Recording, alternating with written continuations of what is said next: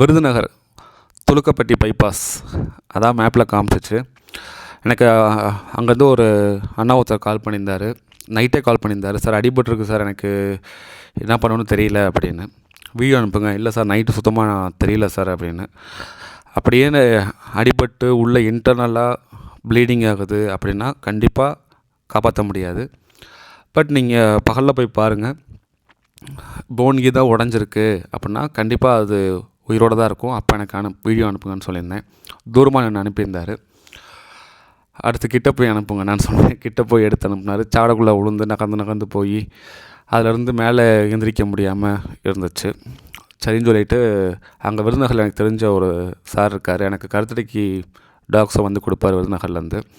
அவர்கிட்ட பேச சொல்லியிருந்தேன். அவர் பேசி டேரெக்டாக அவர் போயிட்டார்.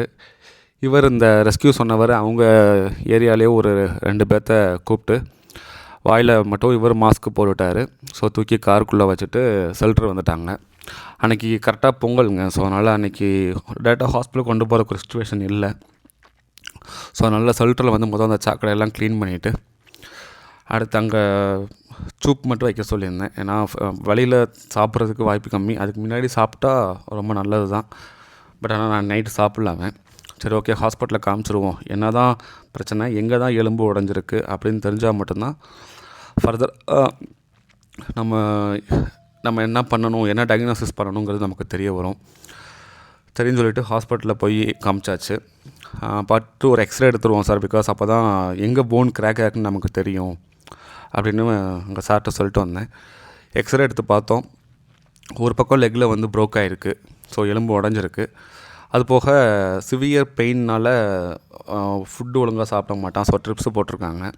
இப்போ வந்து கறி பீஸ் மட்டும் சாப்பிட்றானா. ஸோ பார்ப்போங்க, நான் ஃபர்தராக அப்டேட் பண்ணுறேன். ஆள் பயங்கர ஃப்ரெண்ட்லி. ஆனால் நல்ல வெயிட்டான பையன்தான் அவன். பார்க்குறத பாருங்கள். ஸோ எவ்வளோ தான் மொட்டத்தனமாக பார்க்கும்போது ஹைட்டாக தெரிஞ்சாலும் ஆள் இவங்க குழந்தை தானே. நம்ம பண்ணுற செயலுக்கு தானே அவங்க எதிர்வினை ஆட்டுறாங்க. அவங்களுக்கெல்லாம் யோசித்து வந்து எதுவும் பண்ண தெரியாது. சரி ஓகே, நம்ம முயற்சி பண்ணுவோங்க. இன்னையோட 3 நாள் ஆச்சு. இப்போ கொஞ்சம் கொஞ்சமாக கறி சாப்பிட்றான். அவனுக்கு அந்த வலிக்குரிய மெடிசன்ஸு, அது போக அந்த பின்னாடி காலில் புண்ணு இருக்குது. ஸோ அதுக்குரியது இதெல்லாம் பண்ணிக்கிட்டு இருக்காங்க. நான் ஃபர்தராக உங்களுக்கு அப்டேட் பண்ணுறேன். இந்த மந்த் ரெஸ்கியூ 3 தான் பண்ணியிருக்கோம். ரெஸ்கியூ ரொம்ப கம்மியாக தான் பண்ணுறேன். எனக்கு வேறு வேலைகள் இருக்கனால அதில் கவனம் இருக்குது. ஓகேங்க, ரொம்ப நன்றி.